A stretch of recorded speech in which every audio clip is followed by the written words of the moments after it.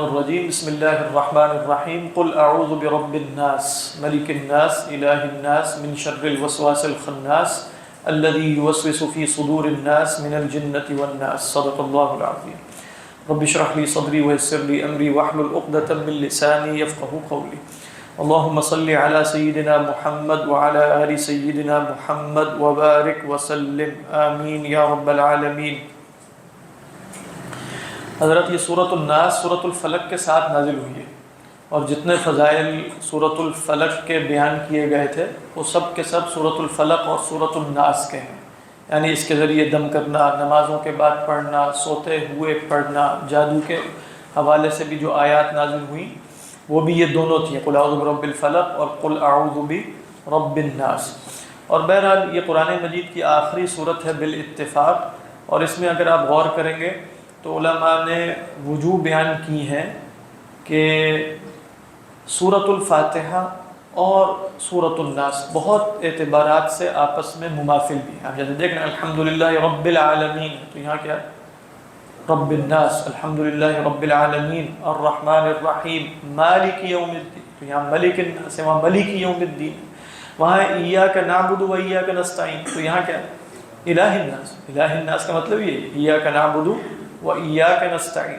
اور پھر اس کے بعد آپ دیکھیے کہ وہاں کیا تھا اهْدِنَا الصِّرَاطَ الْمُسْتَقِيمَ، وہاں سیدھے راستے کو مانگا گیا اور سیدھے راستے پر چلنے والے لوگوں کی معیت طلب کی گئی، صِرَاطَ الَّذِينَ أَنْعَمْتَ عَلَيْهِمْ۔ یہاں سیدھے راستے سے روکنے والی شر کی سب سے بڑی قوت سے پناہ مانگی گئی۔ اب دیکھیں وہاں تھا اهْدِنَا الصِّرَاطَ الْمُسْتَقِيمَ، اور یہاں کیا ہے من شر الوسواس الخناس، تو کون روکے گا سیدھی راہ سے؟ وہ وسواس الخناس ہے۔ تو اس اعتبار سے یہ صورت بالکل جیسے الحمدللہ رب العالمین کا جوڑا سا لگتا ہے کہ الحمدللہ رب العالمین سے ابتدا ہو رہی ہے اور قل اعوذ برب الناس پہ اختتام ہو رہا ہے۔ اللہ اعلم۔ تو فرمایا بسم اللہ الرحمن الرحیم، قل کہہ دیجئے اعوذ برب الناس۔ اچھا، پچھلی صورت اور اس صورت میں بھی ایک ربط یہ بیان کیا گیا کہ پچھلی صورت میں جن شرور سے پناہ مانگی گئی ہے وہ جیسے انسانی نفس کے اندر داخل ہے، یعنی جیسے من شر النفاثات فی العقد ومن شر حاسد اذا حسد، یہ جو انسانی نفس کے مسائل ہیں، بات واضح۔ قل اعوذ برب الفلق من شر ما خلق میں بھی جو مخلوق ہے جو اس کے اندر مسائل ہیں ان سے پناہ مانگی گئی، اور کہا یہ جا رہا ہے کہ یہاں انسانی نفس کے باہر جو اس کی سب سے بڑی دشمن قوت ہے، ایک تو انسانی نفس اس کے اندر پایا جاتا ہے اور ایک خارج میں ہے، وہ کیا؟ وہ شیطان۔ بات واضح۔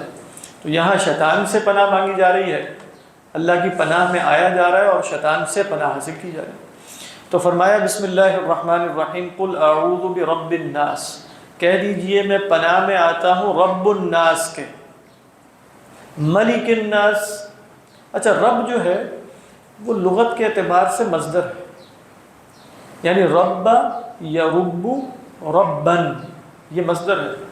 تو مصدر کے ذریعے جب نام رکھ دیا جائے تو اس میں غائب درجے کا مبالغہ ہوتا ہے، تو رب یا رب ربن مصدر ہے، اور فہو رب، تو جو مربی ہے، جو تربیت۔ اچھا، ویسے یہ ذہن میں رکھیے کہ مربی کا لفظ اور ہے، رابا یا اس کا مادہ ہے، ربا یربی تربیت ہے، اور رب یا ربو کا را با با مادہ ہے۔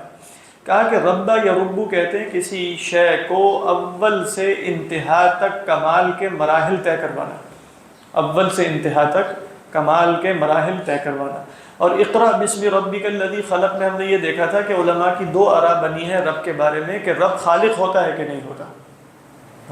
صحیح تر رائے یہ تھی کہ رب خالق ہی ہوتا ہے، اقرأ یعنی حقیقی رب خالق ہوتا ہے، مجازی رب ہو سکتا ہے خالق نہ ہو، جیسے والدین کیا ہیں؟ مجازی رب ہے، وَقُلْ رَبِّ ارْحَمْهُمَا كَمَا رَبَّيَانِي صَغِيرًا، لیکن حقیقی رب لازماً خالق ہو۔ تو قل اعوذ برب الناس میں خالق کا مفہوم ہوتا ہے، کہہ دیجئے میں پناہ میں آتا ہوں رب الناس کی۔ اچھا، اس کے بعد فرمایا ملک الناس۔ عموماً جیسے توحید کی سلفیہ کے ہاں 3 تقسیمیں کی جاتی ہیں، تو وہ عموماً یہاں سے بھی اخذ کرتے ہیں، کہتے ہیں رب الناس توحید ربوبیت، پھر کہتے ہیں ملک الناس، ملک الناس توحید حاکمیت ہے، اور الہ الناس توحید الوہیت ہے، توحید الوہیت ہے، الہ ہے نا اللہ تعالیٰ، تو رب بھی ہے اور الہ بھی ہے، تو رب کے اندر ربوبیت ہے، الہ کے اندر الوہیت ہے، اور ملک کے اندر حاکمیت ہے۔ تو رب بھی وہی ہے، الہ بھی وہی ہے، اور حاکم بھی وہی ہے، قانون دینے والا بھی وہی ہے، شریعت دینے والا بھی وہی ہے۔ مطلب تو یہ اس تقسیم میں کوئی مسئلہ نہیں ہے۔ تقسیم میں مسئلہ کب آتا ہے؟ جو میں کئی دفعہ عرض کر چکا ہوں، وہ مسئلہ اس وقت آتا ہے کہ جب آپ توحید ربوبیت اور الوہیت کو ایسے جدا جدا دکھا سکیں کہ ایک شخص توحید ربوبیت میں کامل موحد ہوتے ہوئے الوہیت میں مشرک ہو۔ یہ جو اہل سنت کا تصور ہے اس میں ممکن نہیں ہے۔ جب بھی شرک ہوگا توحید ربوبیت میں بھی ہوگا الوہیت کے ساتھ۔ بات واضح؟ یعنی جس کو معبود بنایا جا رہا ہے اس کے اندر کچھ ایسی صفت مانی جا رہی ہے جس کی وجہ جو صرف رب میں ہونی چاہیے، وگرنہ اس کی عبادت نہیں ہوتی۔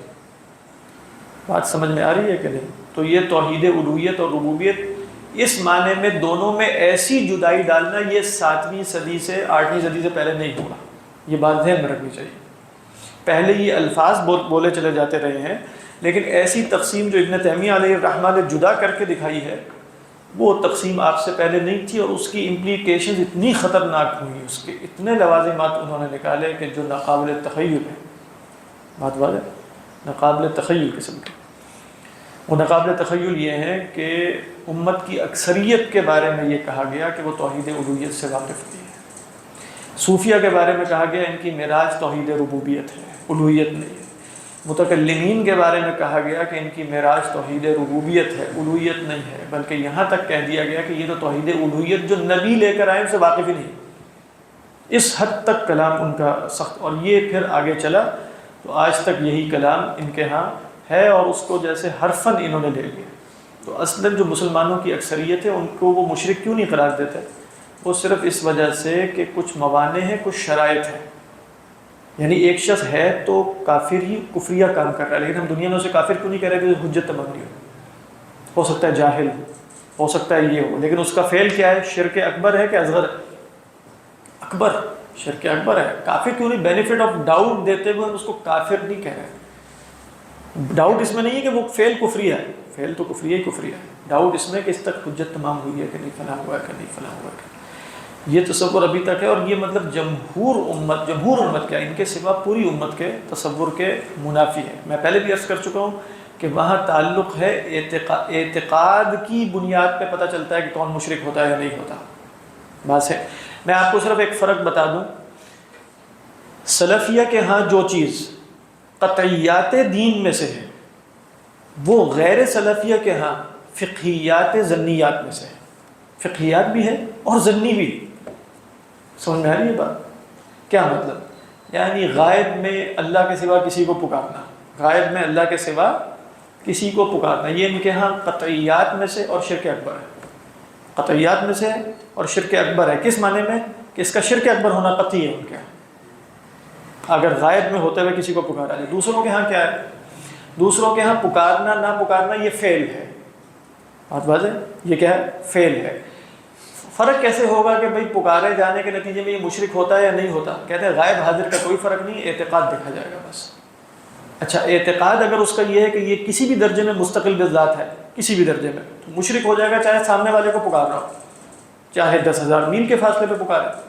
اور اگر ایسا نہیں ہے تو اب یہ مسئلہ کیا رہ جائے گا کہ غائب والے کو پکارنا ہے یا نہیں پکارنا سکتے ہیں کہ نہیں؟ اب یہ مسئلہ اعتقادی ہوگا یا فقہی ہوگا؟ اگر اس کا وہ کہتا ہے کہ اعتقاد کا کوئی مسئلہ نہیں، تو اب یہ مسئلہ فعل کا تعلق کس مسئلے سے ہوتا ہے؟ اعتقاد سے ہوتا ہے یا فقہ سے ہوتا ہے؟ فقہ میں چلا جائے گا۔ اب وہاں دو سوال پیدا ہوں گے، فقہی اعتبار سے یہ مسئلہ قطعی ہے یا ظنی ہے کہ نہ پکارا جانا یعنی اس کا حرام ہونا یہ قطعاً ثابت ہے یا قابل اجتہاد ہے؟ ان سب کا ویسے یہ خیال ہے جمہور کا قابل اجتہاد مسئلہ۔ آپ دیکھ رہے ہیں کہ اصول دین میں زمین و آسمان کا فرق واقع ہوا ہے کہ نہیں؟ ایک مسلک جس کو وہ کیا کہہ رہے ہیں قطعی طور پہ شرک، اس کو دوسرا فریق اس کو کیا کہہ رہا ہے فقہیات ظنیات اجتہادیات میں سے۔ بہت فرق ہے، بہت زیادہ۔ تو مطلب اور یہ فرق جیسے ان کے ہاں بالکل منضبط ہے، ان کے ہاں منضبط نہیں ہوتا۔ مطلب ان کے ہاں یہ فرق منضبط کرنا بہت مشکل ہو جاتا ہے کہ آپ کب یعنی آپ کہیں بس غائب میں پکار لیا تو شرک ہو گیا۔ اچھا کب نہیں ہو رہا کب ہو رہا ہے یہ ہمارے ہاں تو بالکل منضبط ہے، اعتقاد کے اعتبار سے ہو جائے، ان کے ہاں یہ فعل ہی شرک اکبر۔ سر ویسے جیسے آپ یہ تقسیم فرماتے ہیں غائب اور حاضر کی، تو اس میں ویسے ایک بندہ اگر مرفوع القلم نہیں ہے، یہ تو بالکل فطری سی بات ہے، اگر وہ کسی کو کہہ رہا ہے پانی دے دے یا اس کو کوئی مدد مانگ رہا ہے، اگر اس کی عقل سلیم ہے تو وہ اس میں وہ اعتقاد نہیں آتے جو ایک قبر پرست۔ میں آپ کو بتاتا ہوں، یہ ہم نے جو بھی امام غزالی کا پڑھا تھا نا، معرفت سابقہ، معرفت سابقہ سے مسائل حل ہو، جیسے ہم نے پڑھا تھا کہ بھئی ابھی ہم الزام الامام میں پڑھ رہے تھے کہ آپ کی پہلے سے معرفت کیا ہے، اس سے ایک شخص ید کا لفظ سمجھے گا تو وہ معرفت سابقہ اگر یہ ہے کہ اللہ جسم ہے تو جسم ہی سمجھے گا، اور اگر معرفت سابقہ اس کی یہ کہ وہ تنزیہ ہے تو وہ کچھ اور سمجھے گا۔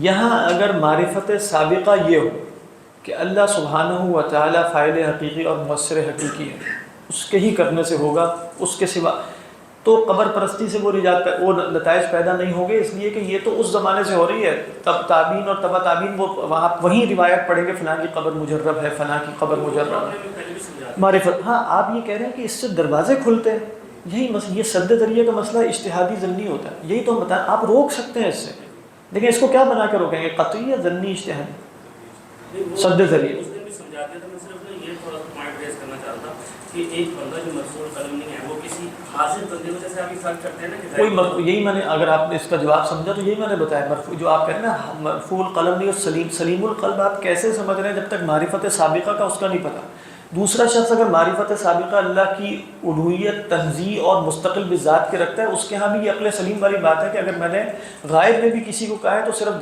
دعا کی درخواست کی، اس کے سوا کچھ بھی نہیں، اس کے ہاں یہ معرفت سابقہ کی وجہ سے ایسے ہی نارمل ہے جیسے آپ کے ہاں ان کو پانی لانے کا کہنا نارمل ہے۔ مجھے نہیں پتا، میں تو دیکھیں نہیں مجھے بھی پتا ہے کہ خارج میں بہت کچھ ہو رہا ہے، یہاں ہم اصل میں نا خارج کے حکم نہیں لگا رہے ہوتے ہیں، اصل میں یہاں تو ہم دیکھ رہے ہیں کہ یہ مسئلہ سمجھنا کیسے ہے، یعنی یہاں کم از کم ہمیں یہ معلوم ہونا چاہیے نا کہ یہ شے شرک کب بنتی ہے اور کب نہیں بنتی۔ اب خارج میں لوگ شرک کر رہے ہیں واقعتاً، ان کا اعتقاد اس کو کہتے ہیں تحقیق المناد، کہ آپ جا کے امر واقعہ میں دیکھیں ہو کیا رہا ہے، لیکن ہم جب علمی طور پر سمجھنے کی کوشش کریں گے تو ہم نے کیا سمجھنا ہے؟ تو ہم یہی غلطی واضح کریں گے نا کہ وہ خارج میں صرف غیر اللہ کو پکارنے کو شرک اکبر کہتے ہیں، ہم کہتے ہیں اس طرح نہیں ہوتا، یہ اصول درست نہیں ہے۔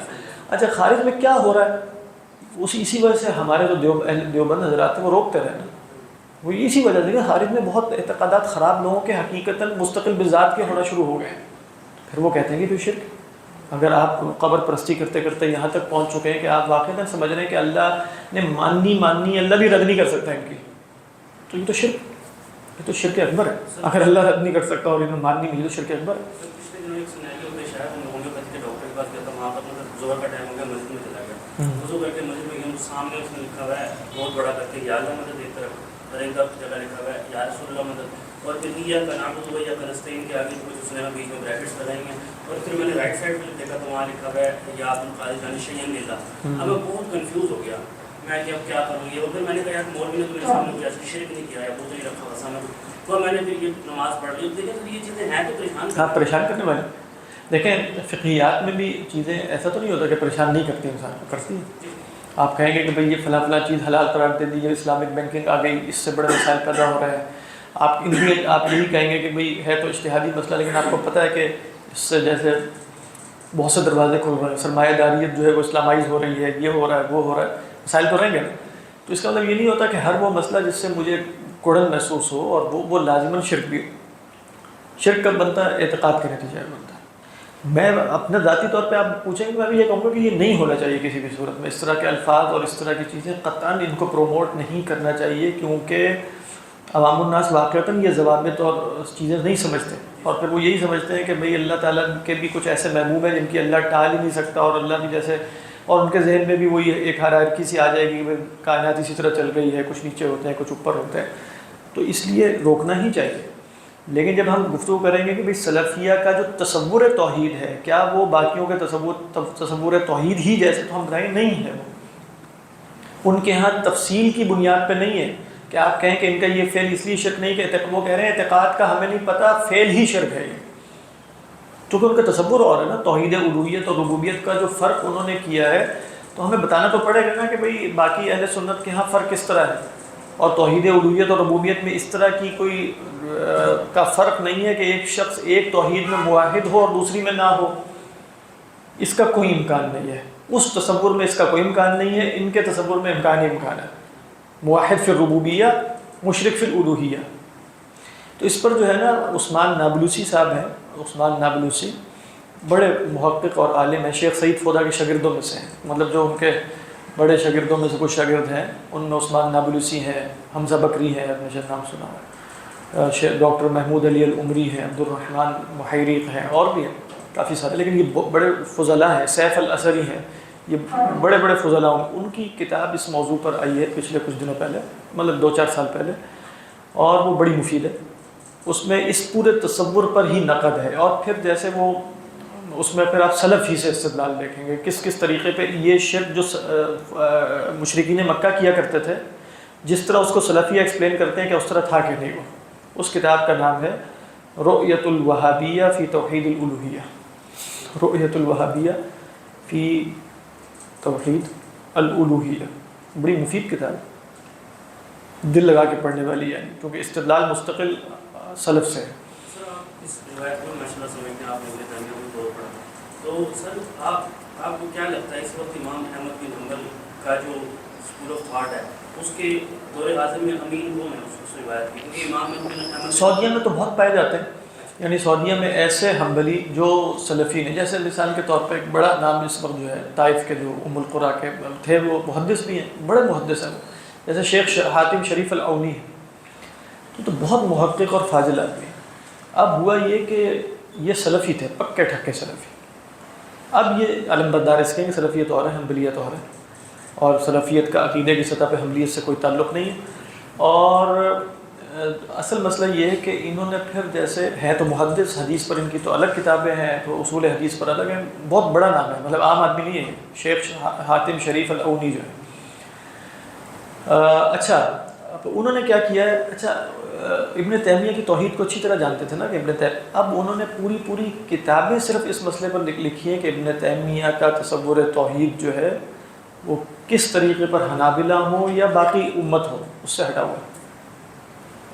شرک کیا نام انہوں نے لکھا ہے کہ ان کے ابھی لیٹسٹ کچھ عرصے پہلے کتاب آئی ہے حقیقت الشرک، یا اس طریقے پر، اور اس سے پہلے اور بھی آتی رہی ہیں مستقل۔ تو پھر مطلب یہ کون ہے، یہ حنبلی ہے، ویسے یہ حنبلی ہیں، محدث ہیں، بڑے آدمی ہیں، ایک زندگی انہوں نے ڈیکیڈز یعنی سلفیت میں گزاری ہے، ان کے عقائد کو ابن تیمیہ کو پورا پڑھا ہوا ہے انہوں نے، اور پھر شدید ترین ناقدین میں سے ہیں، لیکن نہایت پولائٹ لہجے میں۔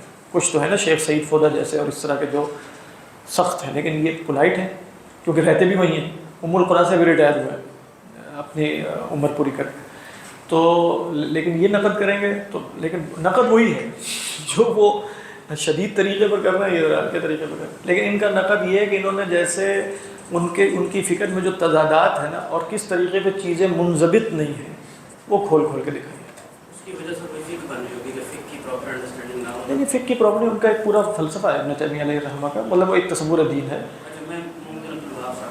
نہیں اصل میں محمد بن عبد الوہاب علیہ الرحمہ وہ تو اصل نہیں ہے، اصل تو ابن تیمیہ ہے، یعنی آپ محمد بن عبد الوہاب تو مطلب ابن تیمیہ کے مقابلے میں تو بالکل بہت چھوٹے آدمی ہیں نا، ابن تیمیہ کا کام تو بہت زیادہ ہے، تو وہ تو چند باتیں، سیرت ہے، توحید لکھ دی اور کچھ اور رسائل ہیں، مسائل ہیں، لیکن اصل جہاں سے وہ بھی اخذ کر رہے ہیں تو ابن تیمیہ علیہ الرحمہ ہے، ابن تیمیہ اصل ہے۔ اگر کسی نے پوری اس فکر پر تنقید کرنی ہوگی تو وہ ابن تیمیہ علیہ الرحمہ تک ہی جائے گا، اور وہ وہیں جانا پڑتا ہے، جو بھی کرتے ہیں وہ وہیں جاتے ہیں، یعنی حقیقی طور پہ پیچھے وہیں جائیں گے، ابن تیمیہ اور ابن قیم علیہم الرحمہ۔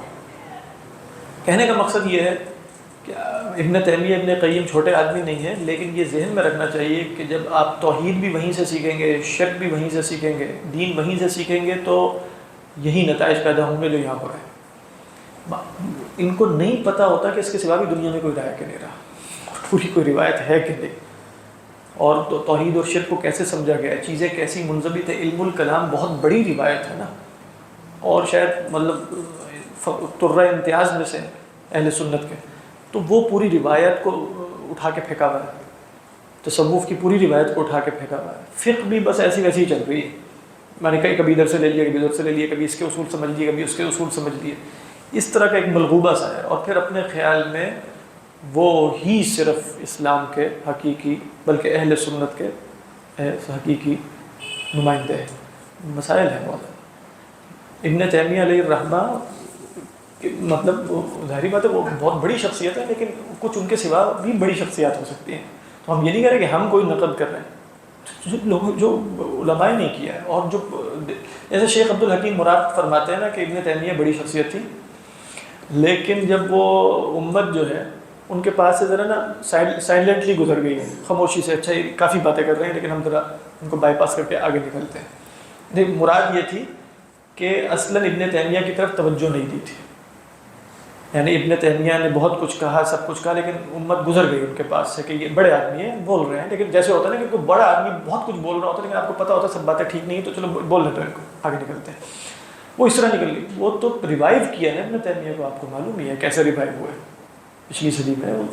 لوگوں کو تو پتہ ہی نہیں تھا. ہمارے دیوبند میں بھی آپ بزرگوں کو کہیں کہ وہ ابن تیمیہ علیہ الرحمہ سے بہت اچھی وہ رکھتے ہیں، مطلب اس طریقے کے اچھے آدمی تھے، بڑے آدمی تھے. اس وقت بھی کتابیں نہیں تھیں ان کی. دو چار چیزیں بس، الفرق بین اولیاء الرحمن و اولیاء الشیطان اور فلاں فلاں فلاں فلاں کتابیں. یہ تو 1940-50 میں ایکسپلوژن ہوا. تو 1940-50 کے آس پاس تو پھر اس طریقے پر جس طرح نیچے سے آئل نکلا اسی طرح جو ہے وہ وہاں چاروں طرف کتابیں پھیل گئیں. اس سے پہلے نہیں واقف تھے صحیح طریقے پر. کہ پھر اس زمانے میں جو لوگ تھے نا بڑے بڑے 1930-40-50 میں، انہوں نے اور جو واقعتاً وہاں موجود تھے جو کتابوں کو دیکھ رہے تھے، ان میں دو بڑے نام ہیں جیسے علامہ زاہد الکوثری. علامہ زاہد الکوثری تو بہت ہی مطلب آپ دیکھیں ہندوستان میں جو علامہ زاہد الکوثری کے ماننے والے ہمارے رہے کچھ بزرگ جو ان کے شاگردوں کی حد جیسے مولانا یوسف بن نوری ہیں یا اس طرح، ان لوگوں کے ہاں بھی ابن تیمیہ کے بارے میں وہ رویہ نہیں تھا جو زاہد الکوثری کے ہاں ہے. زاہد الکوثری علیہ الرحمہ تو آپ مطلب دجال اور ضال مضل تک جاتے ہیں، مطلب اس حد تک جاتے ہیں. لیکن ہمارے ہندوستانی جو ان کے پیروکار تھے وہ اس حد تک نہیں گئے. علامہ زاہد الکوثری کو یہاں سب مانتے ہیں، یہاں علماء سے انور شاہ کشمیری فلاں فلاں سے ان کے روابط بھی تھے. دوسرے شیخ الاسلام مصطفیٰ صبری، یہ دونوں ہی ایک دوسرے کے ساتھ ساتھی تھے سلطنت عثمانیہ میں. آپ معلوم ایک شیخ الاسلام ہے اور ایک وکیل مشیخۃ الاسلام تھے. یعنی شیخ الاسلام سے جو جسٹ نیچے کا عہدہ ہے وہ ہے وکیل مشیخۃ الاسلام. وہ تھے زاہد الکوثری. ان پہ علم الکلام زیادہ غالب تھا جو ہے اپنے مصطفیٰ صبری علیہ الرحمہ. اور جو زاہد الکوثری ان پہ جیسے حدیث کا علم زیادہ غالب ہے، لیکن علم الکلام پر بھی بہت گہری نگاہ رکھتے ہیں. اور پھر آپس میں بھی کچھ مناقشات چلتے رہے ان کے علامہ زاہد الکوثری کے اور شیخ الاسلام مصطفیٰ صبری کے.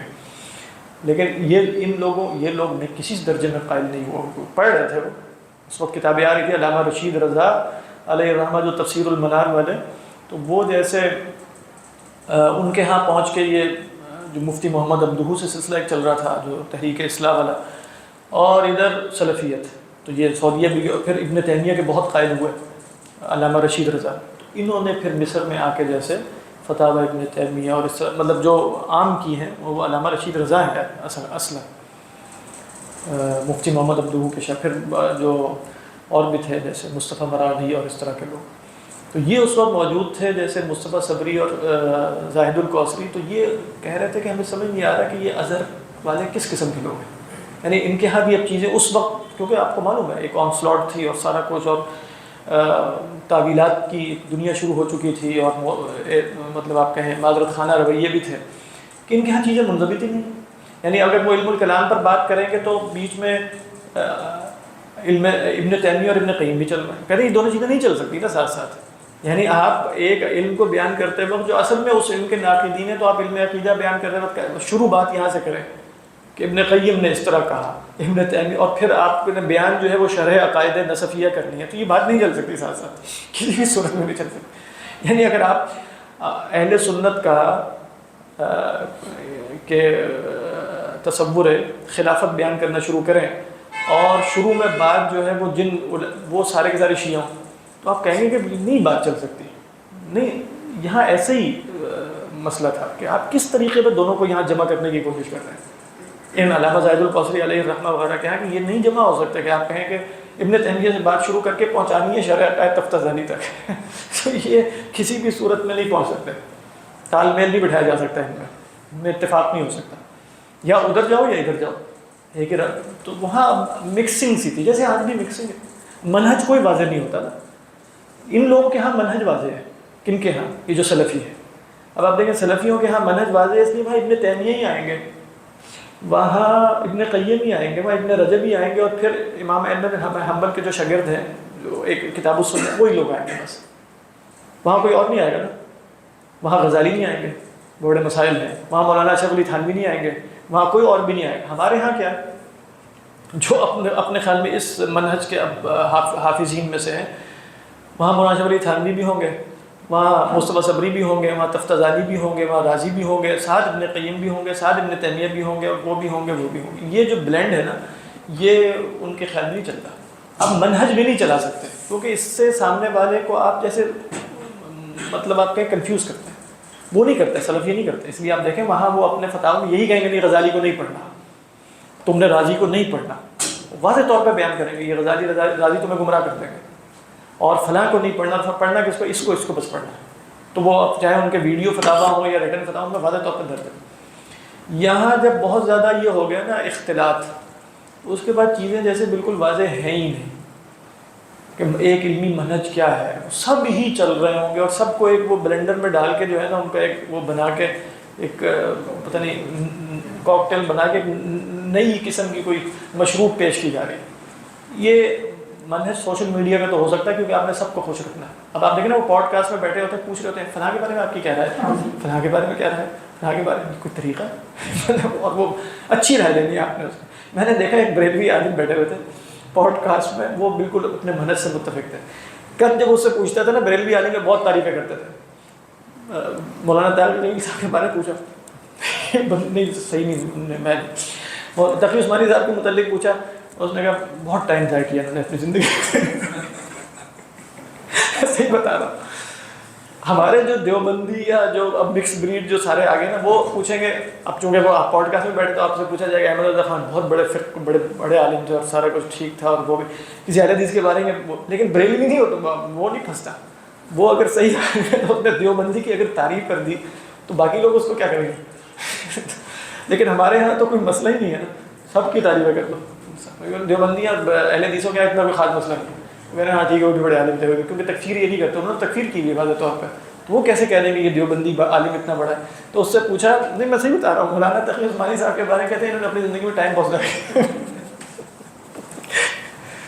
حالانکہ جو مولانا تقی عثمانی صاحب کو جانتے ہیں نا، وہ بتاتے ہیں کہ وہ تو ملاقات کے وقت بھی جیسے مستقل کوئی مطالعہ یا تصنیف میں مشغول رہتے ہیں، انہوں نے کوئی ٹائم ضائع نہیں کیا، لیکن بعد میں انہوں نے اپنی توجہ پیش کی کہ اسلامک بینکنگ میں کہہ رہا ہوں انہوں نے ٹائم ضائع کیا۔ اچھا کوئی تعریف کوئی نہیں کی کسی درجے، مولانا تقی عثمانی صاحب پر ایک ہی تبصرہ انہوں نے ٹائم بہت ضائع کیا، اور وہ وہاں پوڈ کاسٹ میں یوں کر کے بیٹھے ہوئے تھے اور جیسے اس وقت بہت اہم گفتگو کر رہے ہیں، ٹائم آپ کا یہ ضائع تو کرنے سے بیٹھے اور وہ مولانا تقی عثمانی صاحب کے بارے میں ٹائم بہت ضائع کیا۔ جی اہل سنت کا جو آپ نے بتایا شرک اور توحید کا جو ہے، اس کے اندر بہت زیادہ نا لگتا ہے کہ فلیکسیبلٹی ہے، اور اس پھر اگر ہم اس کو دیکھیں کہ صرف عمل کو نہیں دیکھنا، ہم صرف اعتقاد کو دیکھنا، تو اس کی وجہ سے پھر ہندو جو ہے نا وہ بھی آپ کو لگے گا کہ لوگ شرک نہیں کر رہے ہیں، اور دوسرے مذاہب کے لوگ، حالانکہ توحید تو ایک بڑی بنیادی ہمارے اور اس میں نہیں، اصل میں بالکل آپ کی بات سے مجھے واقعتاً ایک اوپننگ نصیب ہوئی، وہ یہ ہے کہ ہمارے ہاں آپ عقیدے کی کتابوں میں جا کے دیکھیں، مسلم اور غیر مسلم میں فرق یہ جدید تصور ہے کہ توحید کی بنیاد پہ کیا جاتا ہے۔ آپ کہیں بھی کفر کی تعریف دیکھیں گے نا، کفر کی عقیدے کی تعریف، جیسے آپ کہیں مثلاً شرح العقائد میں یا غزالی کے ہاں الاقتصاد میں، تو کفر کیا ہے؟ تکذیب ما جاء به النبی صلی اللہ علیہ وسلم، کفر کی بنیاد رسول اللہ صلی اللہ علیہ وسلم کا انکار ہے، اور یہ خود ایک جدید تصور ہے کہ کفر کی بنیاد توحید، کیونکہ ہر دوسرا بندہ اپنے خیال میں توحید کا قائل ہو سکتا ہے، وہ نصارہ بھی اپنے آپ کو پولیتھیسٹ تھوڑی کہتے ہیں، تو مونوتھیسٹ ہی کہتے ہیں نا، ہاں ہندو بھی موحد ہیں کہ وہ بت پرستی کے قائل نہیں ہیں، کہتے ہم نہیں قائل اس کے، اور وغیرہ وغیرہ وغیرہ جو بھی ہے، لہذا ہمارے ہاں فرق یہ ہے ہی نہیں۔ ہمارے ہاں فرق کیا ہے؟ رسول کو مانتے ہو یا نہیں مانتے ہیں، اس کے بعد ہم بتائیں گے کہ توحید وہ ہے جو رسول لے کر آئے، اب خود بخود طے ہوگا۔ اس لیے آپ دیکھیں وہ مشہور حدیث جو بخاری میں ہے نا کہ 2 فرشتے آئے اللہ کے رسول صلی اللہ علیہ وسلم کے پاس، آپ سو رہے تھے، ایک نے آ کر کہا کہ انہ نائم، یہ سو رہے ہیں، دوسرے نے کہا کہ انہ نائم وقلبہ یقظان، خود تو سو رہے ہیں لیکن ہاں عیناہ تنام یا تنامان وقلبہ یقظان، آنکھیں آپ کی سو رہی ہیں دل زندہ ہے۔ پھر انہوں نے کہا کہ ان کی مثال بیان کرو، مشہور حدیث آپ نے سنی ہوگی، انہوں نے کہا ان کی مثال ایسے ہی ہے جیسے کسی شخص نے ایک مأدبہ بچھایا، ایک بینکویٹ کا اہتمام کیا، اور پھر اس نے لوگوں کو بلانا شروع کیا، کچھ لوگ آ گئے کچھ لوگ نہیں آئے، جو لوگ آ گئے وہ آئیں گے اور اس دسترخوان میں سے کھائیں گے، اور جو نہیں آئیں گے وہ محروم رہیں گے۔ پھر وہ فرشتے نے کہا کہ تعویل بیان کرو اس کی، سمجھ نہیں آ رہی، کہا کہ یہ بینکویٹ بچھانے والا اصل میں یہ اللہ تعالیٰ ہے، اور جو اس کا بینکویٹ ہے مأدبہ ہے وہ جنت ہے، اور جو بلانے والا ہے وہ اللہ کے رسول ہیں صلی اللہ علیہ وسلم، جو آپ کی بات مانے گا آ کر وہاں سے کھائے گا، اور جو نہیں مانے گا نہیں کھائے گا۔ اور آخری جملہ اصل میں جو بتانے کا مقصد ہے وہ آخری جملہ ہے، وہ ہے وہ محمد فرق بین الناس۔ یہ جو جملہ ہے نا یہ ہمارے ہاں کفر کی اور اسلام میں فرق کرنے والی ہے، محمد فرق بین الناس۔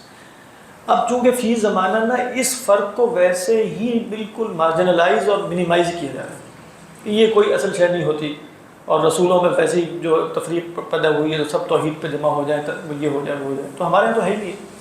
اس لحاظ سے ہم یہ کہیں گے کہ توحید واحد کا ہمیں نہیں ابھی پتہ، پہلے تو تم رسول اللہ صلی اللہ علیہ وسلم کو مانو تو ہم بتائیں گے جو وہ لے کر آئے اس کو توحید کہتے ہیں۔ اس لیے وہ مجدد الفسانی کا جو مشہور جملہ ہے کہ آپ نے فرمایا کہ میں تو اس خدا کو مانتا ہوں جو محمد کا خدا ہے، بس اس جملے کے کہنے کا مقصد یہی تھا، پوری دنیا جو بھی خدا کو مانتی ہوگی مجھے کوئی غرض اس سے نہیں ہے، خدا کا حقیقی تصور وہ ہے جو آپ نے بتایا، بس آپ صلی اللہ علیہ وسلم نے۔ تو ہمارے ہاں خدا تک پہنچنے کا کوئی رستہ ہے ہی نہیں اللہ کے رسول صلی اللہ علیہ وسلم پر ایمان لائے بغیر، تو لہذا ہم یہ کہیں گے۔ اور پھر دوسرا کفر ایک بڑی ٹرم ہے، شرک اور توحید، شرک اس کے نیچے، یعنی کفر کی اقسام بہت سی ہو سکتی ہیں، ان میں ایک شرک بھی ہوتا ہے۔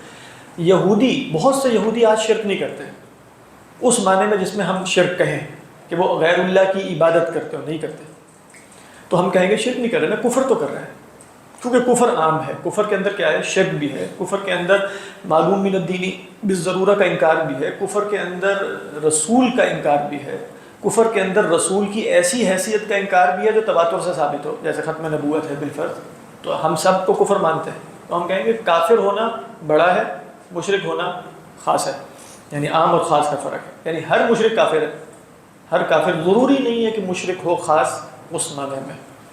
جیسے آج کل بہت سے ڈیسٹ ہیں، اب وہ ڈیسٹ کیا کہیں گے کہ ہم ایک ہی خدا کو مانتے ہیں، ایک ہی خدا، کسی اور کو اس کے ساتھ نہیں مانتے، ہم رسولوں کو نہیں مانتے، ہم یہ نہیں مانتے کہ خدا ہمارے معاملات میں تدخل کرتا ہے، کوئی انٹروین کرتا ہے اور یہ کرتا ہے وہ کرتا ہے، بظاہر تو مشرک نظر نہیں آ رہا، ایک ہی خدا کو ماننا ہے، لیکن کفر کی کافی اعلیٰ قسم پر فائدہ نہیں واقع تھا، کیونکہ وہ صرف ایک رسول کے منکر نہیں ہے، پورے سلسلہ رسالت ہی کا انکار کرتے ہیں، رسول نامی کوئی شے ہی نہیں ہو سکتی۔ یہ تم لوگوں کا خام خواہ اپنے آپ کو بڑا بنانے کا ایک تصور ہے کہ خدا ہماری خاطر رسول بھیجتا ہے، یہ کیسی بات ہے؟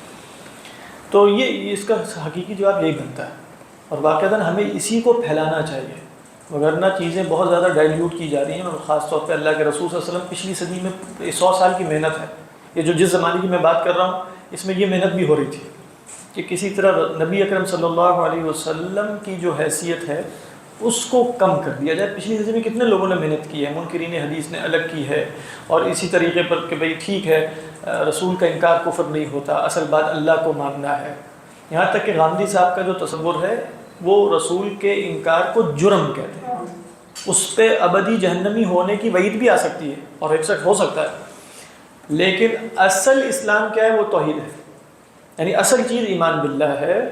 باقی اگر رسول کا انکار کر دیا تو دیکھیں گے بھئی اس نے رسول کو رسول سمجھا تھا نہیں سمجھا تھا، یہ ہوا وہ ہوا، ہمارے ہاں یہ نہیں ہے چکر، ہمارے ہاں یہ باتیں قیامت کے دن اللہ نے طے کرنی ہے کہ رسول کی دعوت پہنچی تھی یا نہیں پہنچی تھی۔ دنیا میں ہمارے ہاں کسی کو دیکھنے کا طریقہ کیا ہے، اگر یہ رسول اللہ صلی اللہ علیہ وسلم کو مانتا تھا تمام حیثیتوں کے ساتھ تو ہم جنازہ پڑھ لیں گے، نہیں مانتا تھا تو ہم یہ نہیں دیکھیں گے، جنازہ پڑھنے سے پہلے غور کرنا ہے کہ دعوت پہنچی تھی کہ نہیں پہنچی تھی، پڑھ لیتے ہیں، ہمیں نہیں پڑھنا اس، وہ قیامت کے دن اللہ طے کرے گا کہ اس نے کہاں جانا ہے، ہم نے نہیں کرنا۔ یہ کفر کی تعریف ہے۔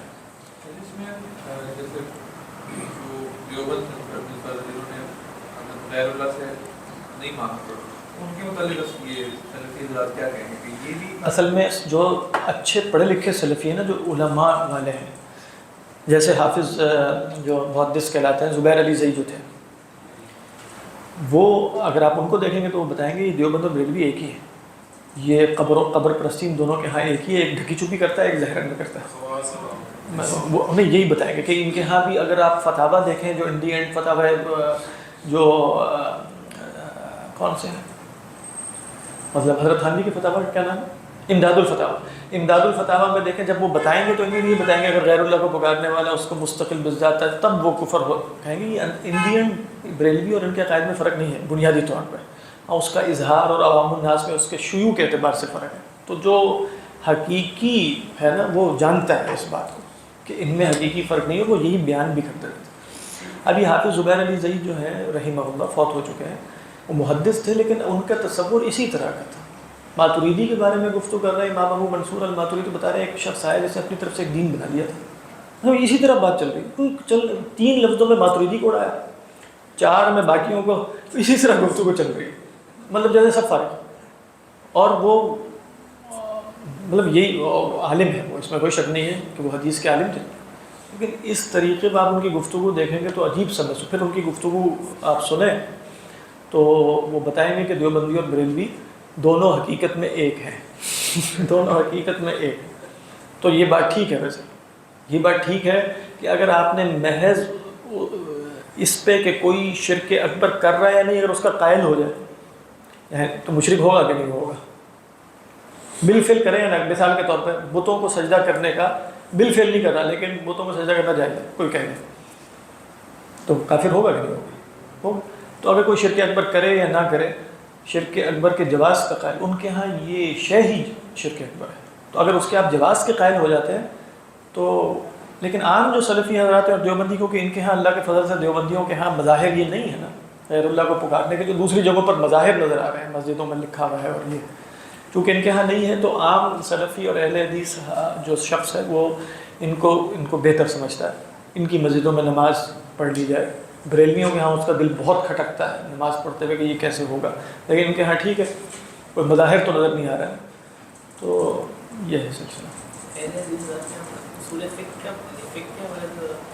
نہیں، اصل مسئلہ تو یہی ہے، یعنی سلفیوں فقہ کا مسئلہ تو چھوٹا ہی ہوتا ہے، یعنی فقہ، ہاں اصول فقہ میں بھی ظاہری بات ہے وہ یہ نہیں کہتے کہ ہم قیاس وغیرہ کے قائل نہیں ہیں، لیکن اصول فقہ میں عموماً ان کا کوئی اپنا مسلک نہیں ہے، عموماً امام شافعی یا امام احمد بن حنبل کی جو اصول فقہ ایک دوسرے قریب ہیں ان سے کام چلا رہے تھے، لیکن آپ دیکھیں گے اصل مسئلہ فروعی فقہی مسائل کا نہیں ہے، وہ چل سکتا ہے، اس میں تو ہلکی بات ہوتی ہے، اصل مسئلہ تو اوپر کے مسائل میں ہے کہ جہاں پورے دین کو سمجھنے میں فرق ہے، آپ کہیں کہ یہی طے نہیں ہو رہا کہ توحید اور شرک کیا ہے، جو انبیاء لے کر آئے تھے اور انبیاء نے توحید کی دعوت دی تھی، یہی بات طے نہیں ہو رہی، تو یہ اختلاف اصول کا ہوگا۔ ابھی ہم ذکر کر رہے تھے کہ ایک شے ان کے جیسے یہ غیر اللہ کو پکارنا ہے، ایک شے ان کے ہاں قطعیات اور شرک اکبر میں سے، دوسروں کے ہاں فقہیات ظنیات میں سے، کتنا بڑا فرق ہے یہ ادھر سے ادھر تک ایک کے ہاں یہ ہے اور ایک کے ہاں یہ ہے، تو یہ بہت بڑا فرق ہے۔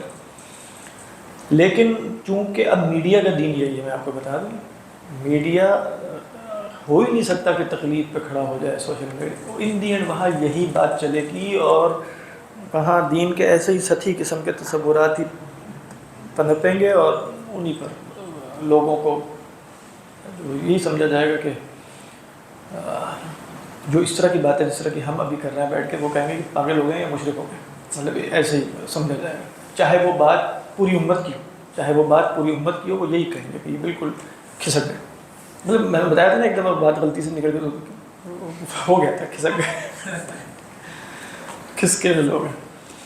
وہ شیخ حمزہ یوسف ایک شعر سنایا کرتے ہیں کہ اِنَّا لَفِي زَمَنٍ لِفَرْطِ شُذُوذِهِ مَن لَّمْ يُجَنُّ بِهِ فَلَيْسَ بِعَاقِلٍ، ہم ایک ایسے زمانے میں ہیں جو اتنا شاذ ہے، ایب نارمل ہے، کہ جو اس میں کھسکا ہوا شمار نہیں ہوتا وہ عقل مند نہیں ہے مَن لَّمْ يُجَنُّ بِهِ، جو اس میں مجنون شمار نہ ہو کھسکا ہوا، فَلَيْسَ بِعَاقِلٍ، تو وہ عقل مند نہیں، واقعاً ایسی بات، یہاں جو عقل مند شمار ہوگا وہ حقیقتاً کھسکا ہوا ہے، سچی بات یہ، اور جو کھسکا ہوا شاید وہ تھوڑا سا عقل مند ہو، تھوڑا سا۔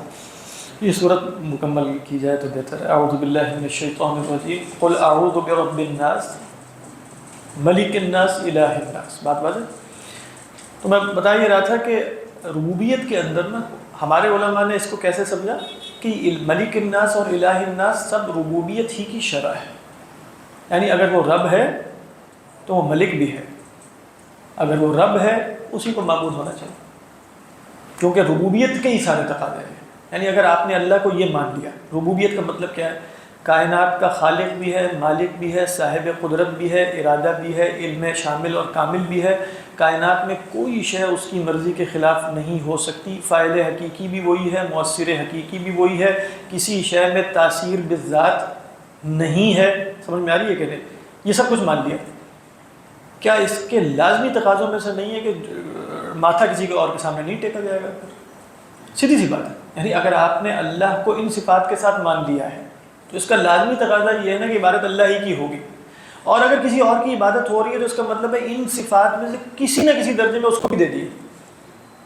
تو اس کا مطلب کیا ہوگا کہ اللہ کے سوا جس کی عبادت ہو رہی ہے وہاں ربوبیت میں بھی کسی درجے میں شرک آ رہا ہے، یعنی لازم و ملزوم ہو گا. یعنی اگر کوئی شخص اللہ کی عبادت میں شرک کر رہا ہے، یہ نہیں ہو سکتا کہ وہ موحد کامل فی الربوبیہ ہے، اس کا کوئی امکان نہیں ہے.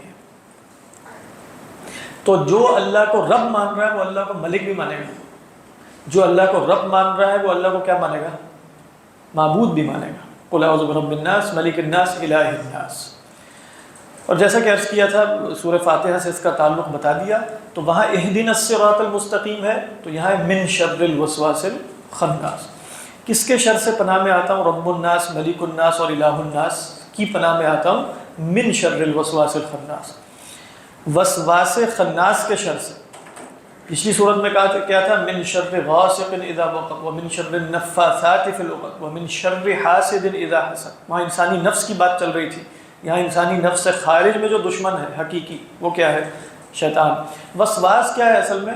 کہا کہ وسوسہ یوسوس وسوسۃ سے وسواس اسم الفاعل ہے، بہت زیادہ وسوسہ ڈالنے والا. وسوسہ کس کو کہتے ہیں؟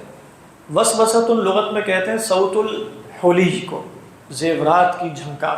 تو زیورات کی میٹھی سی مائل کرنے والی، جذب کرنے والی، کھینچنے والی آواز ہے، اسے وسوسہ کہتے ہیں. تو چونکہ شیطان میٹھی بولی بولتا اور اس کی آواز بڑی مطلب آپ کہیں شیریں ہوتی ہے اور اپنی طرف کھینچتا ہے اور نفس کی خواہش ہوتی ہے، تو وہ جو بات کرے گا اس کو وسوسہ کہتے ہیں. وہ بات کیا ہے؟ وہ وسوسہ ہے.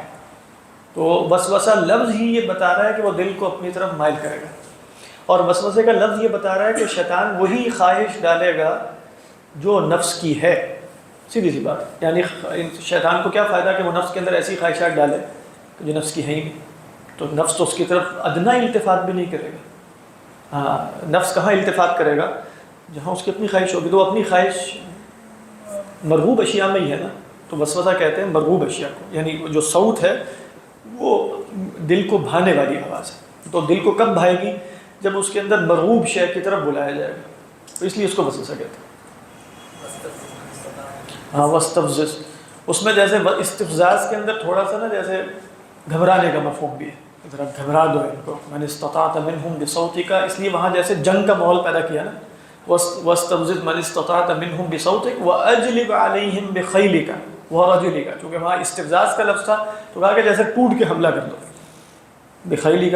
یہاں چونکہ جنگ کی تشبیہ نہیں دی جا رہی تو یہاں جو لفظ اختیار کیا وہ وسوسے کا ہے. اس لیے کہ استفزاز کہتے ہیں کسی کے اندر بے چینی پیدا کر کے اس کو کسی کام پر آمادہ کرنا. جیسے اللہ کے رسول صلی اللہ علیہ وسلم کے لیے بھی لفظ آ گیا نا، وَإِن كَادُوا لَيَسْتَفِزُّونَكَ مِنَ الْأَرْضِ لِيُخْرِجُوكَ مِنْهَا وَإِذًا لَّا يَلْبَثُونَ خِلَافَكَ إِلَّا قَلِيلًا. تو وہاں جب اس استفزاز کا لفظ شیطان کے لیے آیا تو وہاں جیسے تشبیہ ایک میدان جنگ سے دی جا رہی ہے، اور یہاں وسوسے کا لفظ. تو من شر الوسواس، بہت زیادہ وسپر کرنے والا. کیا لفظ ترجمہ کیا آپ کے یہاں؟ بہت زیادہ. ہاں، مطلب وسوسے کا ترجمہ نہیں کیا نا کہ وسوسہ کیا ہے، وسوسہ ڈالنے والا. ٹھیک.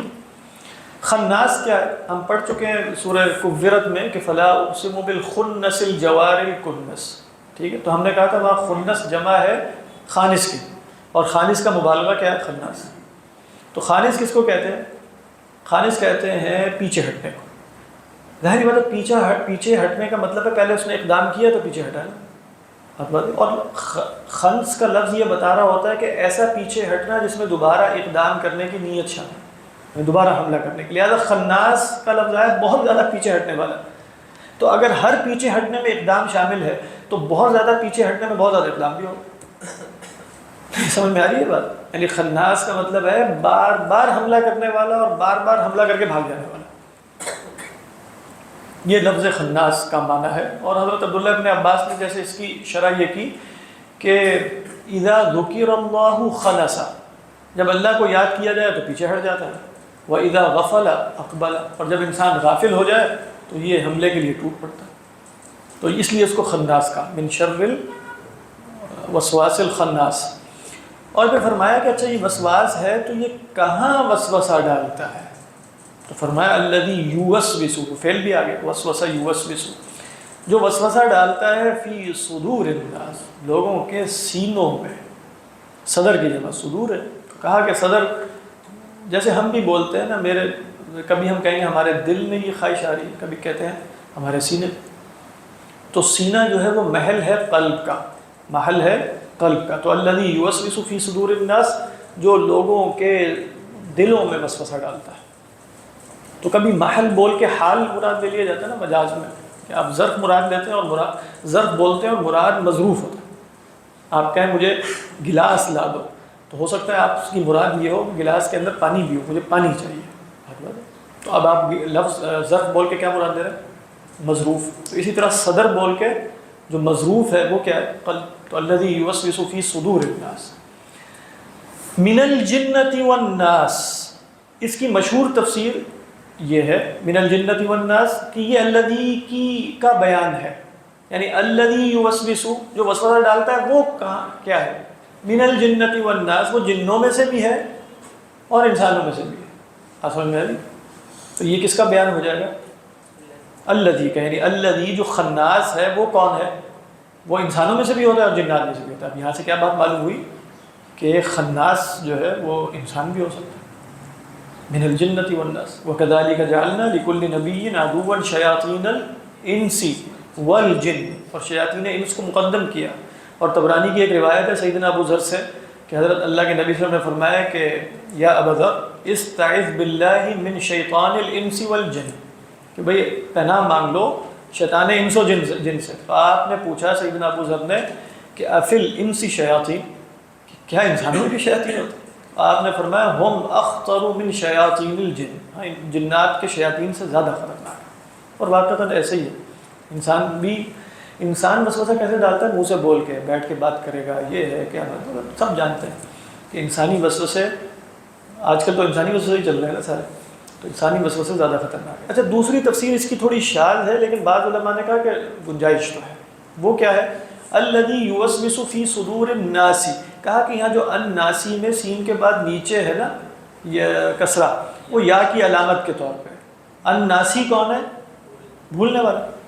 یعنی نسی ینسا سے الناسی کون ہوگا؟ ناسی. ناسن یعنی بھولنے والا. الف لام لگ جائے گا تو کیا ہے؟ الناسی. اس میں منقوص ہے نا. سمجھ میں آ رہی ہے اس منظر؟ کیا سمجھ گئی؟ الذی یوسوس فی صدور الناس. تو اللہ بتا رہے ہیں کہ یہ وسوسہ وہاں ڈالتا ہے غافل لوگوں کے، ان سینوں میں جو غافلین کے ہیں، جو بھولے ہوئے ہیں، جو اللہ کی یاد سے غافل ہیں، ان کے سینوں میں یہ وسوسہ ڈالے گا. فی صدور الناس. اچھا یہ جو بھولے ہوئے لوگ ہیں یہ کہاں کہاں ہوتے ہیں؟ کہا اس سے بھی متعلق ہو سکتا ہے من الجنۃ والناس. یعنی انسان بھی غفلت کا شکار ہوتے ہیں، جنات بھی غفلت کا شکار ہوتے ہیں. اور یہ وسواس الخناس جو ہے وہ انسانوں اور جنات دونوں میں سے جو غافل ہے اس کے سینوں میں وسوسے ڈالتا ہے. یہ بھی ایک تفسیر کی گئی ہے لیکن زیادہ قوی تفسیر وہی ہے، جو راجہ تفسیر وہی ہے کہ یہاں الناسی میں جیسے قرآن کا ایک عام اسلوب پیچھے بھی رب الناس، ملک الناس، الہ الناس چل رہا ہے، تو یہاں بھی الذی یوسوس فی صدور الناس میں وہی والا ناس ہو تو بہتر ہے. اور یہی زیادہ قرین قیاس ہے واللہ اعلم. اور دوسرا یہ کہ فی صدور الناسین ہو تو ویسے زیادہ ہے کیونکہ الناسی تو واحد ہے، لیکن پھر اس کا جواب یہ دیا کہ الف لام الجنس لے لیا یا استغراق لے لیا، تو اس کی بھی گنجائش ہے لیکن حقیقی رائے کوئی. اچھا سیدنا ابن عباس رضی اللہ تعالیٰ عنہ سے ترمذی کی روایت ہے کہ انہوں نے پوچھا اللہ کے رسول سے کہ ای الاعمال احب الی اللہ، تو انہوں نے جواب دیا کہ الحال المرتحل. اللہ کے رسول نے فرمایا الحال المرتحل. پوچھا وما الحال المرتحل، یہ حدیث میں نقل کی ہے، تو فرمایا آپ صلی اللہ علیہ وسلم نے الذی یضرب من اول القرآن الی آخرہ کلما حل ارتحل، کہہ رہے ہیں جو قرآن کو شروع سے لے کر آخر تک پڑھتا ہے اور جیسے ہی پڑاؤ کب ہوگا، سفر کب ختم ہوگا، سورہ ناس میں، تو کلما حل ارتحل، جیسے ہی وہ اپنا پڑاؤ ختم کرتا ہے آگے روانہ ہو جاتا ہے. اس لیے قراء کے ہاں سنت کیا رہی ہے کہ وہ جیسے قرآن مجید ختم کریں تو فوراً سورہ فاتحہ اور سورہ بقرہ کا جیسے ایک رکوع پڑھ لیں یا کچھ وقت پڑھ لیں تاکہ حال اور مرتحل میں شمار ہو جائے. کلما حل ارتحل، تو فرمایا الحال المرتحل. صدق اللہ علیہ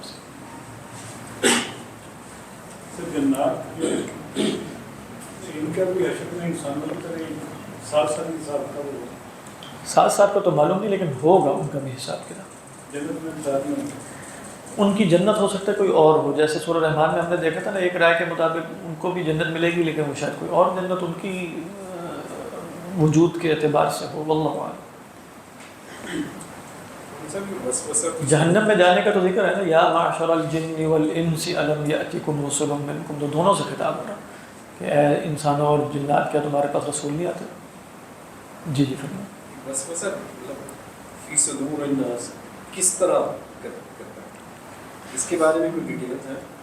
میرا خیال ہے یہ تو ہر انسان اپنے بارے میں اپنے دل میں غور کرے تو کچھ ڈیٹیلز حاصل ہو جائیں گی. نہیں ویسے کہ کوئی ہاں مطلب وہ تو مشہور آپ نے حدیث سنی ہوگی ان الشیطان یجری من ابن آدم مجری الدم، لیکن یہ کہ یہ کرتا کس طریقے پر ہے تو تزیین کرتا ہے، جیسے یعنی قرآن مجید میں جیسے مستقل شیطان کا عمل تزیین بتایا گیا، وَلَأُزَيِّنَنَّ لَهُمْ فِي الْأَرْضِ وَلَأُغْوِيَنَّهُمْ اجمعین، زمین میں جو کچھ ہے مزین کر کے دکھاؤں گا. تو مزین کا مطلب ہوتا ہے قبیح کو خوبصورت بنا کے دکھانا. تو اصلاً شیطان کا طریقہ یہی ہے، خواہش نفس جو اصلاً قبیح ہے یا اللہ کی نافرمانی، اس کو جیسے خوبصورت بنانا، مزین کرنا، خوشنما کرنا، آراستہ کرنا، یہ اصل میں شیطان کا عمل ہے. وہ کیسے کر رہا ہے اس کو اختیار دیا گیا. ایک روایت میں آتا ہے کہ شیطان بھی ایک تھوتنی اپنی لگا کر بیٹھا ہوا ہے.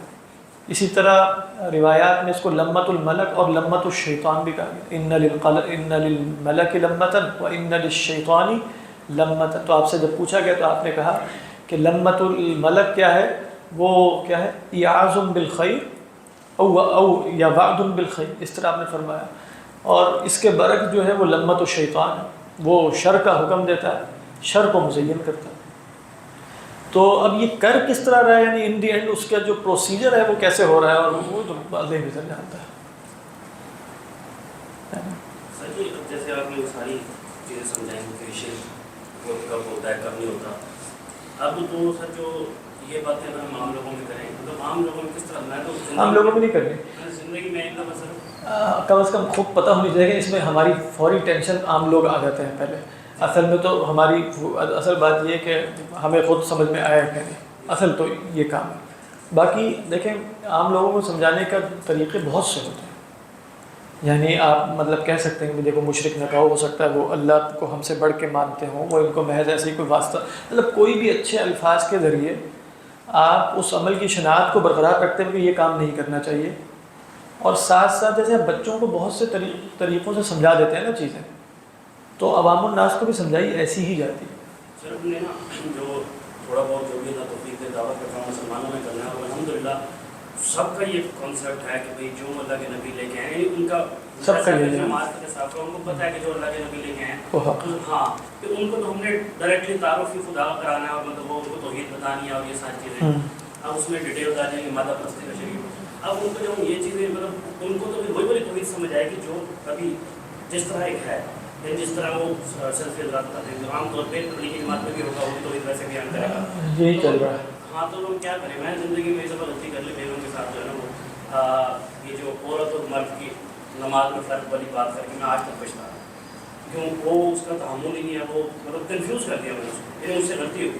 تو اب میں نے اس کو مکمل منع کر دیا. آپ نے کوئی مسائل نہیں سننے، جو قربانی والے مسئلے سن رہی تھی، میں نے کہا آپ نے نہیں سننے، آپ کا کام ہی نہیں ہے. آپ بس قرآن پڑھیں تلاوت کریں اس طرح کام کریں ہم مسائل میں تو یہ بھی سر ایک المیہ ہے. مطلب یہ ہر بندے کے نا سامنے والی شخصیت کو دیکھ کے ہی طے کرنا پڑے گا کہ اس کو کیسے سمجھانا ہے. اب اس میں نا ایسا نہیں لگتا کہ آپ کو جنرل اسٹیٹمنٹ دے دیں کہ سب کو ایسے جا کے سمجھا دو, وہ تو ہر بندے کے اعتبار سے ہوگا. توحید کا بیان تو ویسے ہی ہوگا نا جیسے یہ تبلیغی جماعت والے کرتے ہیں. کیا یہ اہل حدیث تبلیغی جماعت والے تو یہ بیان کرتے ہیں کہ بھئی اللہ ہی سے سمجھ, کیا کہتے ہیں مشہور, ہاں اللہ, تو یہی توحید ہے. یہ سلفی والی توحید نہیں, یہی حقیقی توحید ہے. اور یہی اب اس کی ہے کہ آپ اس کو سمجھاتے کیسے ہیں. یعنی آپ اس میں بہت سی مثالیں دیں گے, جیسے میں پانی تو پی رہا ہوں لیکن مجھے یقین کامل حاصل ہے کہ اللہ ہی کرنے سے ہوتا ہے اور اللہ کے نہ, تو اس لیے یہ شرک نہیں ہے. اور میں یہ کرنا ہوں اور مجھے کامل یقین ہے اور اعتقاد میرا ہے. اس طرح آپ ضروری نہیں کہ آپ وہاں تک مثال کو لے کر جائیں, لیکن آپ اس طرح کی ایک تربیت کر سکتے ہیں جن سے ان کو یہ بات سمجھ میں آنا شروع ہو جائے کہ اصل میں اگر توحید کہتے ہیں اس بات کے کامل یقین کو کہ اللہ کے ہی کرنے سے ہوتا ہے اور غیر اللہ کے کرنے سے نہیں ہوتا. اسی کی تفصیلات ہیں بس آگے, اور تفصیل سر جس طرح آپ کیونکہ قرآن ماشاء اللہ الحمد للہ ہماری جو منزل کی الحمد للہ تھوڑا سا کچھ جی جی حاصل کرنا ہے. تو سر اب یہ جس طرح آپ مختلف افکار کے اوپر آپ رد کرتے ہیں کہ یہ جو چل رہے ہیں جو ایکٹیویزم میں ایکٹیویزم اس کے اوپر آپ رد کرتے ہیں اور اس کا آپ ریبٹل کرتے ہیں. اب یہ جو قبروں پہ ہو رہا ہے سب معذرت کے ساتھ کسی کو غصہ آتا ہے تو آتا ہے, یہ جو سارا کچھ ہو رہا ہے اس کا کوئی نہیں ریبٹل کرنا اور اس کو سوکھے جانے دینا. ظاہر پہلے جہاں ہم رہتے ہیں جہاں ہم نے زندگی گزاری ہے بھائی اسی کے بارے میں گفتگو کر سکتے ہیں. ہم نے تو اس طرح کی چیز ہر بندے کا ایک وہ آپ کہہ سکتے ہیں. میں تو 20 سال گزارے ہیں نا, تو ہاں, تو اس لیے ہر بندہ جو ہے وہ اپنے جو اس نے دیکھا اسی کے اعتبار سے ہوگا, لیکن بالکل رد کرنا ہے. اس میں کوئی شک نہیں کہ اس کا رد کرنا ہے. اور آپ نے دیکھا ہوگا کہ مطلب یہاں تو ہم بیٹھے ہوئے نا چیزوں کو سمجھنے کے لیے, تو اگر جب کوئی عوام الناس میں گفتگو ہوگی تو وہاں اسی طرح ہی ہوتی ہے. اس میں رد ہی کیا جاتا ہے کہ بھئی یہ کیا ماحول بن رہا ہے, اور اس کا جو ہے وہ عجیب و غریب قبر پرستی اپنی انتہائی حدود کو چھو رہی ہے, جو واقعتاً اب آپ صرف اس طرح نہیں سمجھا سکتے شرک اور توحید کے فرق بیان کر کے فارغ ہو گئے. آپ نے دیکھنا ہے نا کہ وہ ان لوگوں کا تعامل صاحب قبر کے ساتھ اتنا زیادہ تو نہیں ہو گیا, اور جذبات کا اظہار ایسا تو نہیں ہو رہا جو خدا کے سامنے بھی نہیں ہوتا. اگر آپ کو ایسا نظر آنا شروع ہو جائے تو یہ تو ہم نے کئی دفعہ گفتگو کی بھی ہے ویسے, اور عام مجالس میں کرتے بھی رہتے ہیں, یعنی دروس میں. میں نے ایک دفعہ مثال دی تھی نا کہ ایک وفد گیا ان کی طرف سے پورا, وہ شیخ عبد القادر جیلانی کے مزار پہ حاضر ہوئے, تو وہاں اس طرح ادب آداب کی کیفیت تھی اور جس طرح رونا دھونا ڈالا ہوا تھا ان کے مزار کے سامنے, اور کیا وہ قصید, وہ نہیں لگ رہا کہ کبھی نماز میں اس طرح کی کیفیت حاصل ہو جائے تو کیا ہی بات ہے.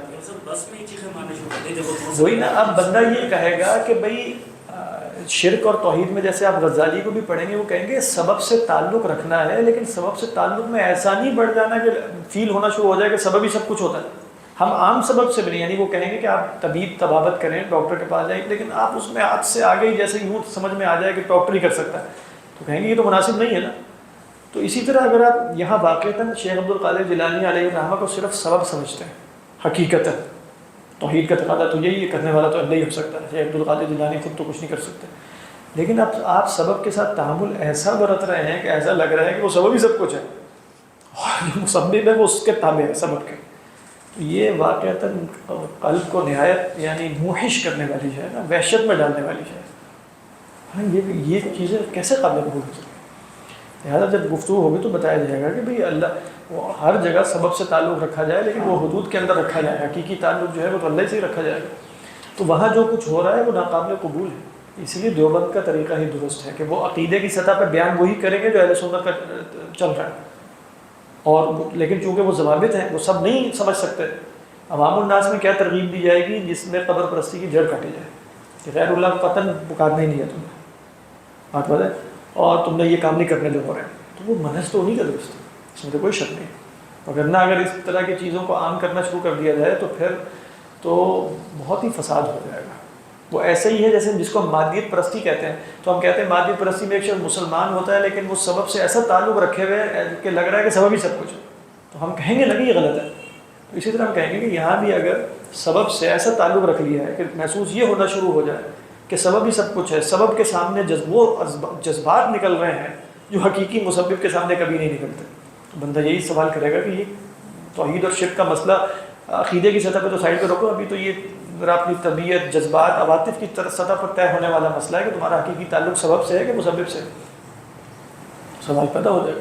تو واقعہ وہ بات آپ کی درست ہے کہ جو ہو رہا ہے وہ بہت خطرناک ہے۔ آپ کہتے ہیں اس میں ایسا لگتا ہے کہ بھئی اب وہ نماز شیخ عبد القادر جیلانی ہے کوئی نماز قوس، ہاں وہ کر کے اور وہ اس کے بعد رخ ادھر کر لینا ہے بغداد کی طرف، اور پھر اس کے بعد یہ ہوگا اور اتنے قدم، عجیب و غریب۔ اب یہ ضوابط کہاں سے آ رہا ہے کہ اس طرح 11 قدم آگے جانا ہے، 11 قدم پیچھے جانا ہے، ادھر سے ادھر جانا ہے، ادھر سے، یہ تو شریعت آ کر بتاتی ہے اس طریقے پر چیزیں کرنی ہے، لیکن اب یہ چیزیں اگر عام کرنا شروع کر دی جائیں تو یہ تو بہت ہی فضول ہوتا ہے۔ ملتان کے ساتھ بہت مشہور ہے شیخ حکیم، سب جانتے ہیں جو لوگ اس سلسلے سے جڑے ہیں تو وہ بہت مشہور ہیں۔ ابھی کچھ عرصہ پہلے فوٹو میں پچھلے سال اب ہمارے سسرال والے نا سارے ان کے میرے جو ہم زلف ہیں وہ ان کو وہاں بیعت کرائے، تو وہ ان کا اذکار کارڈ پڑ رہا تھا، اس میں جو ہے نا ایک نماز پڑھنی ہے، پھر اس کے درمیان میں وظیفے ہیں، پتہ نہیں حب شیخ کی محبت شیخ کی محبت نہیں کیا۔ اب یہ تو ظاہری بات ہے، نہیں صحیح بات ہے۔ ان کے ہاں یہ کانسیپٹ ہے کہ یعنی شیخ شیخ ہی شیخ ہے، اور روزانہ آپ نے شیخ کے لیے کتنا صدقہ کیا، یعنی سوری روزانہ کتنا صدقہ کیا، شیخ کی محبت کا کیا لیول ہے، تو جیسے چیک ہوتا ہے۔ یہ بات درست صحیح آپ کہہ رہے ہیں، مطلب صوفیہ کے ہاں شیخ کا بہت بڑا مقام تھا، لیکن ہوتے ہوتے ایسا لگ رہا ہے کہ اب مطلب شیخ مقصود ہو جاتا ہے۔ اس لیے حضرت تھانوی کہا کرتے تھے کہ مجھے یہ تصور شیخ سے ہمیشہ وحشت ہوتی ہے۔ وہ تصور شیخ ایک خاص طریقے پر صوفیہ کے ہاں جائز ہے، بھئی آپ کسی بھی نیک آدمی کا تصور کریں گے تو اچھا نہیں محسوس ہوتا، دل میں نیک کام کرنے کا دل چاہتا ہے، اچھا فلاں شخص اس کا تصور کرتے ہی آپ کہتے ہیں کہ، لیکن اب وہ اتنا بڑھ جائے کہ آپ مراقبے میں 3 گھنٹے تصور شیخ میں بیٹھے ہوئے ہیں تو وہ کہا جائے گا کہ تھوڑا سا پرابلمٹک ہے۔ تو اس لیے وہ کہتے تھے کہ ہے مسائل تو ہیں، اس میں کوئی شک نہیں ہے، لہٰذا یہ جو اس وقت کی گیون جو کچھ ہو رہا ہے، ایک ہے کہ ہم اس کو شرک اکبر کہہ کے فارغ، ایک یہ ہے کہ لوگ کہا جائے کہ یہ ٹھیک نہیں ہو رہا سارا کچھ، واقعتاً سد ذریعہ کے طور پہ اس سے روکا ہی جائے گا اور کہا جائے گا کہ بھائی باز آ جاؤ، یہ کام ٹھیک نہیں ہے۔ اور یہ جو بریلویوں مطلب کام شروع کیا ہوا ہے انہوں نے، اب آپ دیکھیں نا کہ وہ انڈین فارغ ہو جائیں گے، آخر میں بتائیں گے ہمارا عقیدہ تو وہی ہے۔ بھائی عقیدہ تو وہی ہے، لیکن جو تم کر رہے ہو اس وقت کھڑے ہوئے قبر کے سامنے، ابھی یہ عمل کیا بتا رہا ہے کہ تمہارا عقیدہ جو مرضی ہو، لیکن تمہارا عمل کیا بتا رہا ہے؟ وہ تو نہایت وحشت ناک ہے، اتنا وحشت ناک قسم کے مناظر ہیں وہ، انسان پریشان ہو جائے۔ شیخ عبد القادر جیلانی بھی یقیناً پریشان ہو گیا کہ کیا ہے کہ یہ میرے ساتھ ایسا معاملہ رکھا ہوا ہے کہ جیسے خدا کے ساتھ بھی نہیں رکھا ہوا۔ اب ہمارے ہاں ہے نا کہ ابھی آپ دیکھیں مطلب لوگوں سے مطلب ایک جگہ ہم نماز پچھلے دنوں کافی پڑھنے کا اتفاق ہوا، اب وہ جب جہری نماز چل رہی ہے تو اتنی لہک کے چل رہی ہے سدیس کے سٹائل میں اور پتہ نہیں کیا، اور جب سری ہے تو بندہ بھی فاتحہ بھی پوری نہیں کر رہا تو ٹھک سے چلے گئے۔ نہیں، اب بندہ سوچے کہ اگر آپ پہلے جو لہک کے پڑھے تھے وہ لوگوں کو دکھانے کے لیے پڑھے تھے، جب وہ سری نماز شروع ہوئی ہے تو آپ کی وہ لہک کہاں چلے گی؟ نہیں، آپ کم از کم وہاں کہتے ہیں سورہ فاتحہ پڑھنے کا ٹائم نہیں ہے اور وہ صاحب چلے جاتے ہیں، ناقابل فہم بات ہے۔ ٹھیک ہے، مطلب یہ یہاں بھی وہی بات ہو رہی ہے، لوگوں سے تعلق ہے کہ جہاں قرات کے جوہر دکھانے وہاں ایسے قرات کے جوہر ہیں کہ وہ پتہ نہیں چل رہا، اور اگلی 2 رکعتوں میں نا عشاء کی وہ اتنی تیز ہے کہ چونکہ وہ ان کا مسلک یہ ہے کہ شاید سورہ فاتحہ نہ 3 دفعہ سبحان اللہ پڑھ لو تو کافی ہے، تو اگلا بندہ جو ہے وہ سورہ فاتحہ نہیں پڑھ سکتا، لہذا کئی دفعہ میں نے دیکھا کہ اہل حدیث حضرات کھڑے سورہ فاتحہ پڑھ رہے ہیں تو وہ رکوع میں چلے گئے ہیں، ابھی وہ اپنی فاتحہ مکمل کر رہے ہیں تو وہ کھڑے بھی ہو گئے کیونکہ انہوں نے تیزی سے واپس آنا۔ اب یہ بھی واقعہ ہم کہیں گے تم حنفی اپنی جگہ رہو، لیکن جب تمہارے پیچھے پڑھنے والے بہت مختلف قسم کے لوگ ہیں تو ان کا خیال کرنا ہوتا ہے، کیونکہ یہ مسئلہ کوئی قطعیات میں سے تو نہیں ہے کہ تم کہو کہ بس ہم نے تو اسی پر عمل کرنا ہے، نہیں، جو ضمنیات میں سے ان کا خیال کرو پیچھے پڑھنے والوں۔ تو آپ دیکھیں گے ہر جگہ جیسے میں یہ مثال، یہ اس میں بھی تعلق مخلوق سے ہی ہے، جہاں آپ نے قرات کے جوہر دکھانے ہیں وہاں ایسے پڑھیں، اور جہاں قرات کے جوہر جہاں پہلی 2 رکعت میں تو کم از کم ضروری ہے نا پڑھنا، تو عصر کی نماز میں پہلی 2 رکعت میں بھی پیچھے والوں کو فاتحہ کا ٹائم نہیں ملتا، اتنی تیز پڑھتے ہیں، اور فاتحہ پڑھنے کے بعد ان کے سورت ملانا بھی واجب ہے، سورت ملانا واجب ہے، اگر نہ سورت نہیں ملائیں گے تو مراد ہے کوئی 3 ہے تو وہ سجدہ سہو کرنا پڑے گا، سجدہ سہو بھی نہیں کرتے اور اتنی تیزی سے رکوع بھی کر لیتے ہیں۔ اب سمجھ نہیں آتا کہ کیسے یہ معاملات خرق عادت ہی لگ رہا ہے، کرامت نہیں، سیدھی سی بات ہے، کرامت ہے، یہ بھی ہو رہا ہے۔ اب کہتے ہیں اس پر نقد کیے بغیر کیا چاہ رہا ہے کہ ہم کہیں گے نہیں وہ پڑھ لیتے ہوں گے، پیچھے والوں کو تو خیال کرو نا، کچھ پیچھے والے شافی ہو سکتے ہیں نا، چلو اہل حدیثوں کو تم نہیں مانتے، شافی کو تم مانتے ہو گے تو شافی بھی تو ہو سکتے ہیں پیچھے، وہ ہو سکتا ہے انہوں نے سورہ فاتحہ پڑھنی ہو، تم پڑھنے کا ٹائم نہیں دیتے۔ تو یہ تو مسائل ہیں واقعتاً جب آپ باہر جا کے کریں گے، لیکن آپ نے کوئی ایسا طریقہ اختیار کرنا ہے کہ بھئی جیسے آپ ڈائریکٹ کفر و شرک کا فتویٰ لگائے بغیر لوگوں کو سمجھا سکیں۔ سر عبدالوارث دل صاحب ہیں جو کرسچن سے مسلمان ہوئے ہیں، उनका अपना एक वो है। जी तो जी, वो बता रहे थे- हुकूकुन नास, हुकूकुन नास जी, वेलफेयर। जी, जी। तो वो बता रहे थे कि मैं जब अपने वालिद साहब को दावत कर रहा था इस्लाम के लिए, कि इस्लाम कबूल कर, तो वो रहते थे इधर उस्मान अली जवेरी रहमतुल्लाह के, वो जो उसके बैक साइड में उनका घर था। तो कहते थे कि पहले अपने मुसलमानों को मुसलमान कर लो, फिर मुझे भी मुसलमान कर दो, कि वहाँ पे ये कुछ हो रहा है। तो वो रो के बता रहे थे कि इनकी वजह से मेरा गुरु जो है ना, वो उसी हालत में दुनिया से चले गए। अब हमारे सर घर के पास है बाबा शाह बहराम का मज़ार, यानी हमारे हमें जो लगता है मज़ार बाबा शाह बहराम है, शाह बहराम। अच्छा। तो वहाँ पर ना, और ऊपरली तरफ ना हिंदू भी रहते हैं, जो रात में वहाँ पर हिंदू औरतें भी आते हैं। तो उनकी अकीदत है। मस्जिद में नहीं आती सर, मस्जिद में पता नहीं क्यों नहीं आती। वो तो खैर हमारे जो मोइनुद्दीन अजमेर शरीफ में और जगहों पर हर जगह ही वो तो, क्योंकि वो हिंदू की अकीदत रखते हैं हमसे, इन बुज़ुर्गों से सारों से, उसकी वजह से ना वहाँ थोड़ा हिंदू मुस्लिम भाईचारा भी मैं आपको बता दूँ, इसलिए वहाँ ये चलना चाहिए। वो वरना जो हिंदू मुस्लिम दुश्मनी बहुत ज़्यादा फैलाई जा रही है, जैसे आप जानते ही हैं, तो इस तरह के जो मज़ारात और ये सारा कुछ है ना, जो मुश्तरका है, अब वो पता है सबको कि मोइनुद्दीन चिश्ती मुसलमान थे, लेकिन हिंदू इतनी, तो वहाँ उस वजह से ना, जैसे कॉमन जब आपको चीज़ें मिल जाती हैं ना, तो बाहमी रहने के सामान जो है वो फराहम हो जाते हैं। मैं ये नहीं कह रहा, मैं कह रहा हूँ हिंदुस्तान के माहौल में इस तरह के मज़ाक कुछ और बढ़ जाए तो अच्छा है, ताकि जो हिंदुत्व और ये जो मोदी साहब की जो चक्कर है ये ज़रा हल्का हो जाए। पाकिस्तान में तो इसका उलट हो सकता है। हाँ, पाकिस्तान में हिंदू मुस्लिम भाईचारा दर्ज पे होगा तो हाँ, लेकिन कहने अच्छा, इसके बाद क्या पढ़ा जाए? सूरत थोड़ी